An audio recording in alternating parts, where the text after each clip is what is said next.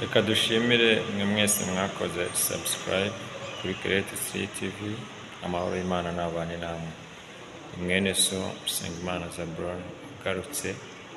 Mbere na mbere manje kubashimira mwakoze subscribe, ni mwe bacu, mwe imbaraga zacu, imwebwe mutumye tugera aho tugeze.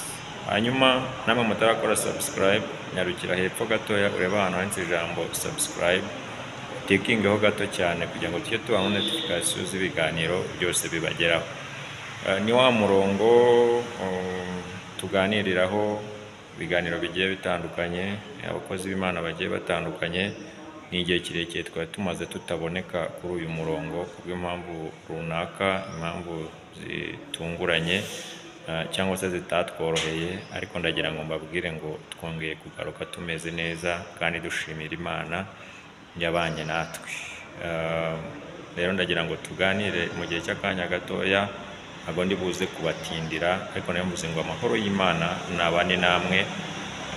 Turi mu kwezi kwa kane, ni ukwezi benshi bakuze ibintu byinshi bigiye bitandukanye, ni ukwezi kudasanzwe, ariko kandi dushimiye Imana ibukomeza kubana natwe. Hari benshi bahuye n'ibibazo by'uburwayi, hari abari bazima, hari abari mu bitaro, ariko twebwe turacyahumeka umwuka w'abazima. Hari abashizemo umwuka bamaze kwibagirana batakiriho, ariko twebwe turashimira Imana ko yakomeje kuturinda, igakomeza kwagura imbago zacu. Imana y'amahoro nibishimirwe. Rero wowe ukurikirana Create TV, ndagira ngo nkubwire ngo ibiganiro byacu nakagaruka, tugiye kongera kugaruka mu mwanya w'ijambo ry'Imana, twongera tuganira ku magambo y'Imana. Nk'iki gihe kigoye kandi kiruhije, ijambo ry'Imana ryabaye ingume. Kimwe nasomye Bibiliya, ijambo rirambwira ngo hari igihe kimwe Samweli yigeze kuririra Sawuli. Imana iravuga ngo mbese uzageza ryari kuririra Sawuli? Iravuga ngo genda ujye kwa Yesaya w'i Betelehemu, mbonye umwana umufite umutima umeze nk'uwo nshaka. Hanyuma aragenda ajyayo Samweli. Ageze kwa Yesaya w'i Betelehemu, rwari urugendo rwari rugoye. Abaza Imana ngo mbese ndajyayo mvuga iki? Imana iramubwira ngo genda utambe ibitambo, genda ujyeyo nk'ugiye gutamba igitambo, hanyuma ufate umwana uriyo, uri buze kumusukaho amavuta.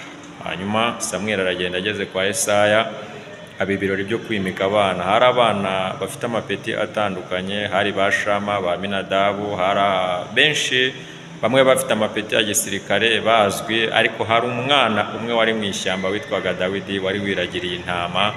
Ariko nubwo araragiye intama, yararimo agwiza imbaraga z'umutima. Ndagira ngo utangarize ngo ni igihe Imana igiye guhagurutsa abakozi bayo, Imana igiye guhagurutsa abahanuzi bazima, ni igihe Imana igiye guhagurutsa abavugabutumwa bazima, ni igihe Imana igiye kuvugurura umurimo wayo, ni igihe ijambo ry'Imana rigiye kuvugwa kandi mu buryo bukwiriye.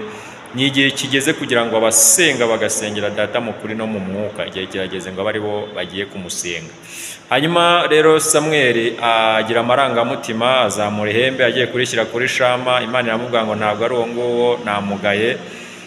Afata abahungu ba Dawidi bose, ba Eliyabo bose na ba Shama bose, abahungu be bose, agerageza kubasukaho amavuta, ariko Imana iramubwira ngo no. Arangije abwira Yesaya amagambo meza, amubwira ngo mbese nta wundi mwana usigaye wo mu muryango wawe kugira ngo tubashe kuba twamusukaho amavuta? Yesaya aramubwira ngo karahari, ariko karagiye intama, kari mu butayu. Aramubwira ngo ni uwo nguwo, genda umuzane, ntabwo turi bujye ku meza atari yaza. Dushimiye Imana itagereba uburanga, ntireba igihagararo. Dushimiye Imana itareba aho tuvuka, ntireba amashuri, kuko iyo iza kubireba ibyo byose ntabwo twari kwisangamo. Ahubwo dushimiye Imana ijyagurutsa ibinyantege nkeya kugira ngo ikoze isoni ibinyembaraga. Nasomye ijambo rirambwira ngo ubwenge bw'Imana,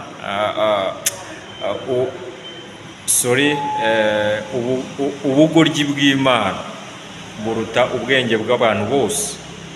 Mu yandi magambo, ni ijambo ridasobanutse, ariko ni ijambo riri mu Bakorinto.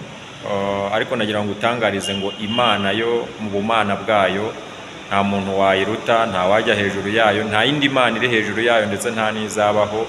Ni Imana ivuga bikaba kandi yategeka bigakomera. Bazana Yesaya rero bamugejeje imbere ya Samweli, azamuye ihembe. Imana iramubwira ngo ni uwo nguwo. Imana iramubwira ngo ntabwo njya ndeba nk'abantu, abantu bareba nk'abantu ariko njye nkareba nk'Imana.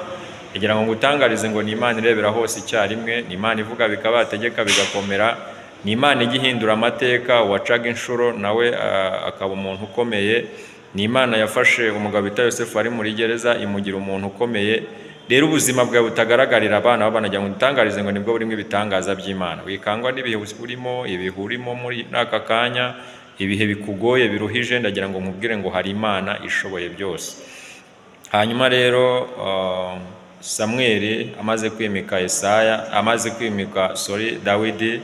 Dawidi yisubirira mu ishyamba, asubira kuragira intama, ariko agwiza imbaraga z'umutima, ashimwa n'Imana ndetse n'abantu. Rero igihe cyaje kugera, Dawidi aza ku butegetsi, aza ku ngoma nk'uko Imana yari yaramwimitse, ariko aramaze kugwiza imbaraga. Yashoboraga gushwanyaguza idubu, agashwanyaguza intare, kandi ajya mutangarize ngo mu ishyamba aho Dawidi yari ari ntabwo yajyanyeyo kuganya, yajyanyeyo kuramya, ajyana inanga, aracuranga, ntiyakangwa nuko ari mu ishyamba cyangwa se bene nyina bari mu rugo akaba ari wafashwa akajyana mu ishyamba, ahubwo ajyayo akajya aramya, ashima Imana.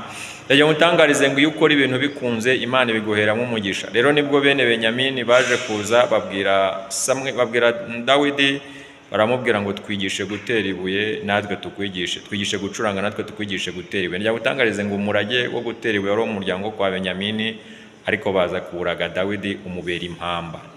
Bamuraze umurage wo kugira ngo azice Goliyati, kuko insinzi yari mu biganza bya Dawidi, ntabwo ari mu biganza bya Sawuli. Sawuli yari uwo kwa Benyamini, kwa Kishi. Ndagira mbwire ngo hari insinzi iri mu biganza byawe umwana w'umuntu adashobora gukandamiza uko byagenda kose. Nubwo wabona ibintu bigoye, biruhije, inzira zigoye, ibintu bidasanzwe, ukabona n'ubuzima bukuruhije, ariko nagira gutangarize ngo mu ijuru hari Imana ivuga bikaba kandi yategeka bigakomera. Rero mbahaye karibu kuri Create Street TV, ndakwinginze ngo ukore subscribe, tujye tubana. Na kanya keza ni igihe tugarutse, tugiye kujya dukorana n'abakozi b'Imana bagiye batandukanye kugira ngo ijambo ry'Imana ryongere rishore imizi, kandi ijambo ry'Imana ryongere rigire ikintu rihinja mu mitima y'ubwoko bw'Imana. Ndabashimiye rero, ciao ciao, nakagaruka.